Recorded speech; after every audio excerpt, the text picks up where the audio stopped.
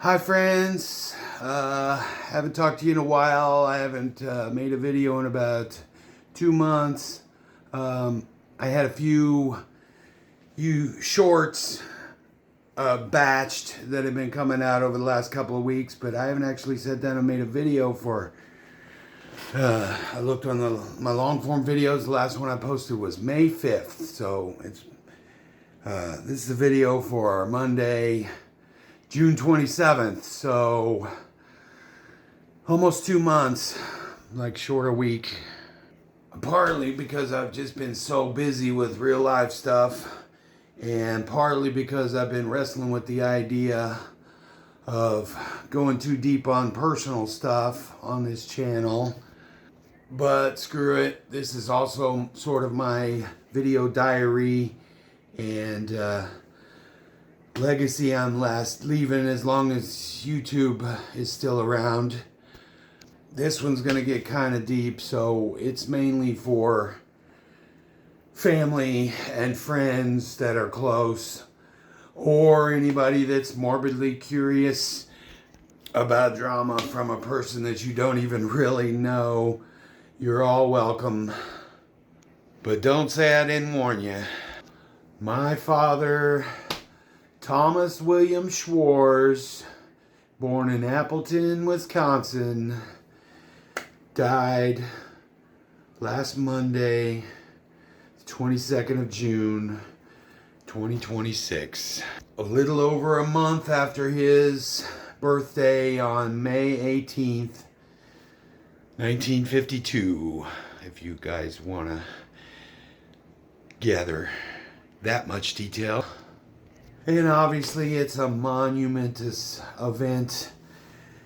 For me, it's the end of an era, is I guess the cliche you could use. My life is about to change very dramatically, but we'll talk about that in subsequent videos. I've already told the story to my very, very small, close-knit circle of people, and anybody that's on that next friendlier level that I don't know.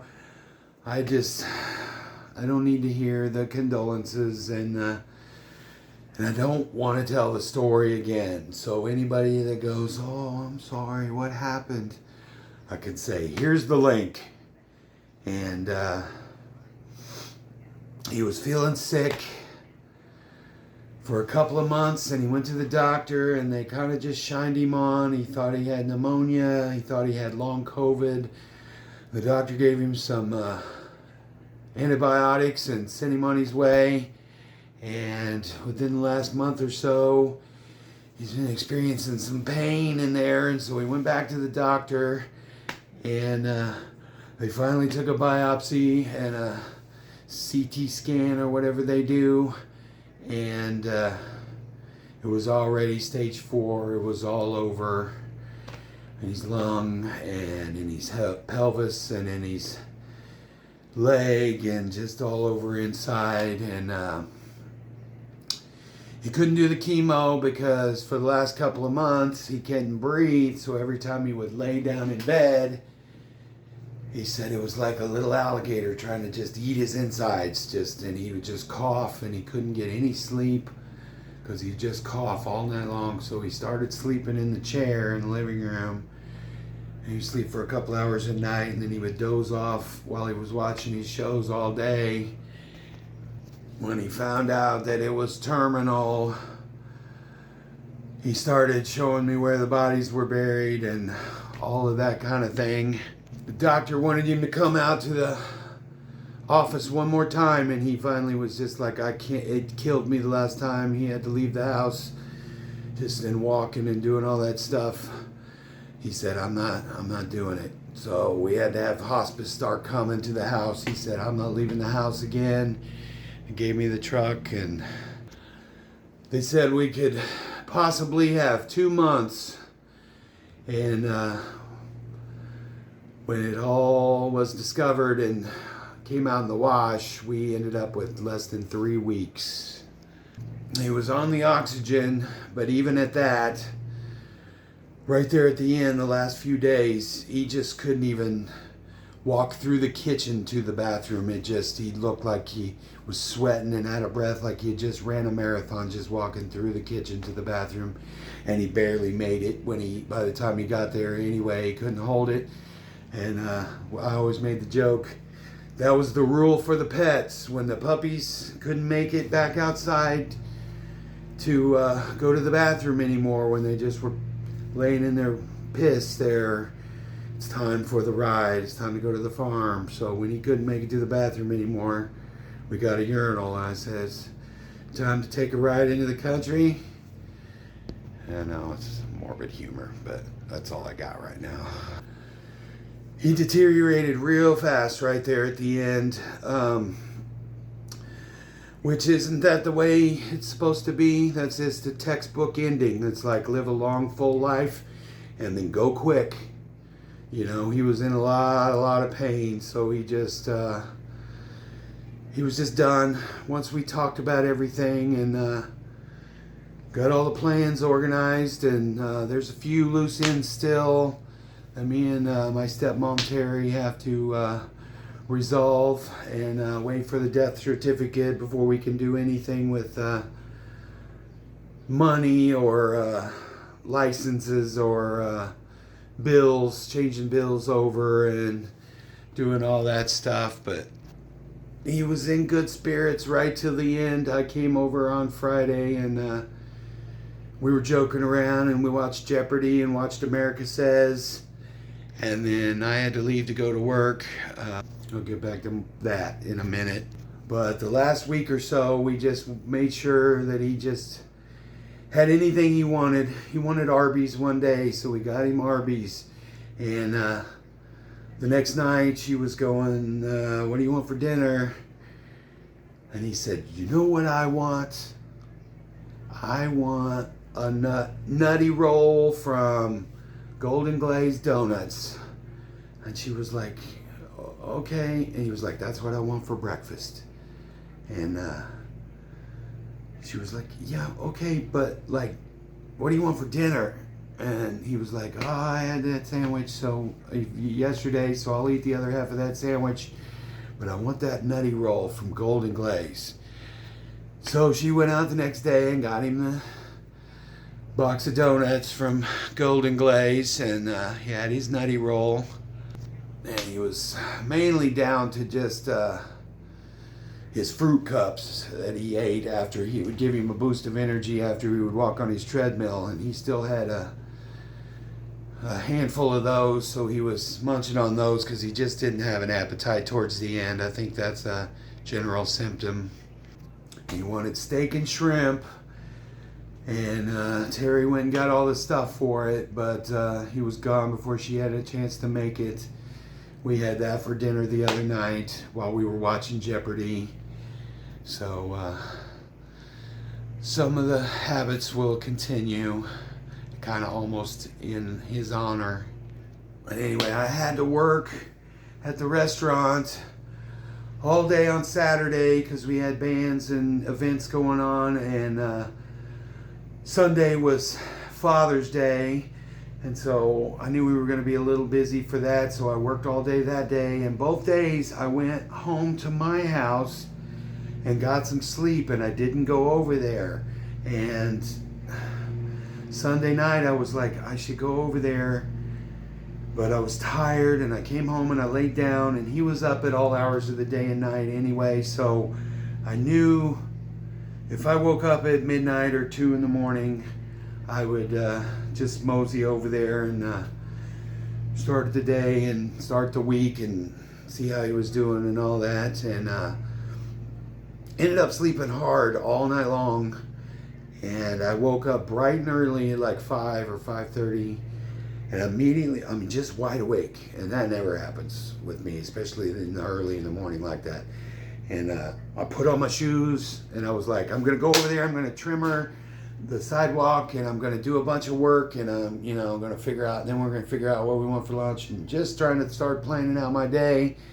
And right, I think 5:30, my phone rang, and it was Terry, and that early in the morning, I knew what it was, and she was crying and told me he was gone. And so I immediately went over there. I was on my way anyway. And I walked in and he was slumped in his chair. And luckily she said she checked because he was quiet. And she said she checked to see if he was breathing about 4 and he was gone. He wasn't breathing. So, you know, the routine. I don't wish that on anybody, but everybody's going to go through it at some point. You have to just kind of mourn what you can, but it's time for triage. And you start making phone calls and waited for, they had to come and get the body, and they got the body. And we made arrangements to go and make arrangements. I said something to Terry about what are we gonna do today after it all calmed down a little bit, and she was like, I'm not doing anything today. And I was like, fair enough. You take all the time you need. And I said, I have to keep moving though. So I puttered around and went and started going through his closet, and that goofball wore the same ratty t-shirts and the same ratty flannel with the elbows tore out and the frayed collar. And I went back in his room and he had 3 brand new flannels hanging in the closet. In his drawers he had packages and packages of brand new t-shirts. His uniform was the plain t-shirt, not a v-neck, with a pocket on the corner. And I've got a lot of these that have been handed down already, and apparently now I have 4 packages of brand new ones. And he had a whole drawer of real nice short sleeve button up old guy shirts, most of them plaid, but some with some cool designs on them. And just the bowling, like the old guy bowling shirt kind of thing. And that was his nice shirts, but there's like 20 of them in there, and they all had the tags on them still because he never wore that kind of stuff. I'd like those to go to a good home if you know anybody that dresses like that. I'll put them in a video later on. We'll talk about it. But I puttered around in the basement and got into a deep rabbit hole with the books. He wanted us to sell everything just so we're not just dealing with all that stuff. And Terry's going to take forever. She has to go through everything and just feel the sentimentality and figure out if she wants to keep things or not. And by just like the mere exposure effect, once she holds it, now she can't get rid of it. So it's a double-edged sword there. And I really started doing that with some stuff. I was like, oh, I gotta keep that, and I gotta keep that, and I gotta keep that. But I made some boxes, and I got a whole stack of stuff to go to our auction guy, our estate sale guy. And let's not get off on that tangent too much yet. We'll be talking about all that stuff soon enough. But the first day when I went over there, he was gone. But he was still in his chair. He was still sitting there. And I'd either always walk in and he would just light up, or he was fast asleep and it just looked like he was asleep. The second day I woke up, I think I stayed over there. I was in the garage and I woke up and lost it because I realized that I was going to walk in the house and he's not going to be sitting in his chair. First time he's not going to be sitting in his chair when I go to see him. So I beat myself up a little bit by not coming over all weekend because I had to work. So last time I got to talk to him was Friday. But that's okay. That's okay. I'm not mad at myself or anything about it. It's just a small little tinge of regret. But I went to tell Chris and Ted, and I said, do you still want to practice? Like he wanted to cancel practice or wanted to know if I wanted to cancel practice, and I definitely did not. I needed that. And so I went over on Tuesday and we had band practice. We have a show coming up for Chris's birthday on July 11th in the Goons.